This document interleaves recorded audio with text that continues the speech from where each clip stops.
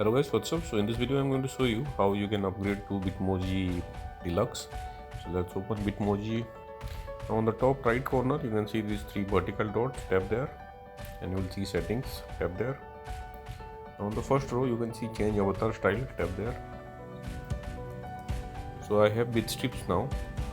Bitmoji have bitmoji classic, bit strip and bitmoji deluxe. Select bitmoji deluxe and on the bottom you have to tap use this style.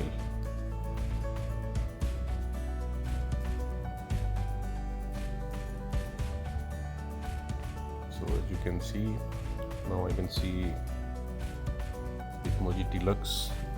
So that's it guys, thanks for watching the video, see you in the next video.